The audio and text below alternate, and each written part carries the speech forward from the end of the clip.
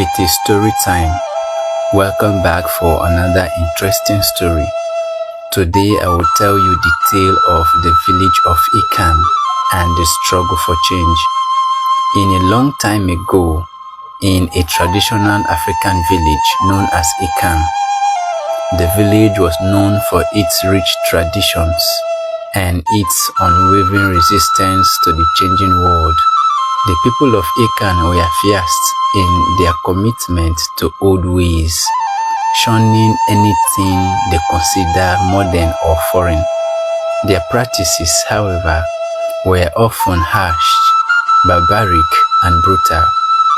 Ikan was ruled by the elders, wise men and women who had lived through the ages, following the teachings of their ancestors.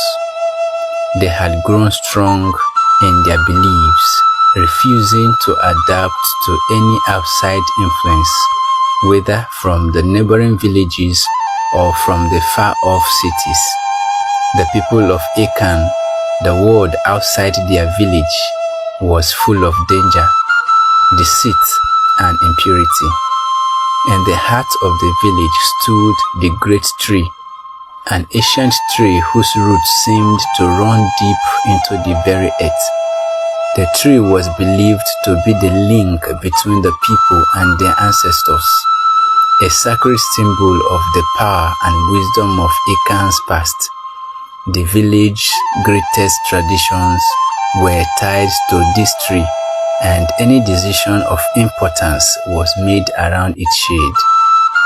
Among the most controversial and horrifying of the practices in Ikan was the rite of purification. Every year, the villagers would gather to carry out a ritual believed to rid the community of evil spirits. The chosen would be marked by the elders, who believed they were called by the ancestors to undergo a trial by fire. These chosen individuals, often children or young women, would be forced to spend a night alone in the dark woods with only a knife and a piece of cloth to protect them. The night was said to test their strength and courage. The people who ventured into the woods never returned. Their bodies sometimes found dead the following day. One such victim of the rite was Amina, a young girl with a sharp mind and independent spirit. Amina's family had always been against the tradition, but they were too afraid to challenge the elders.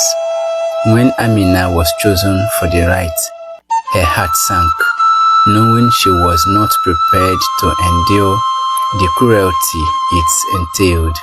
That night, as she was led into the forest by the elders, she could not stop the tears that fell down her cheeks.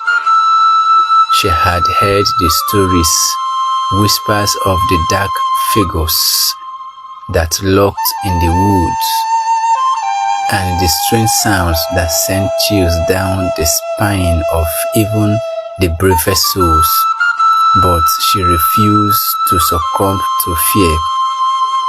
Amina vowed that no matter what, she would survive the night. As she sat by the lantern she had, her mind raised.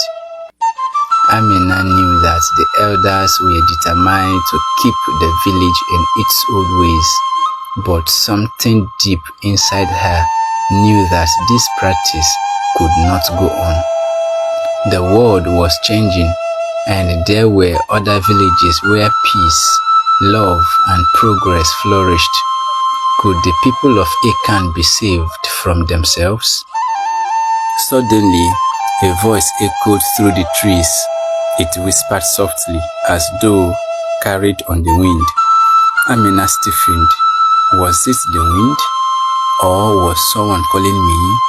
Her eyes searched the darkness, her hand grasping the knife tightly. Then she saw it, a shadow moving between the trees. It was a figure, tall and strong, dressed in strange clothing, its face obscured by a cloth mark. "Who are you?" Amina asked, her voice trembling. Thank you for watching episode 1 of today's story.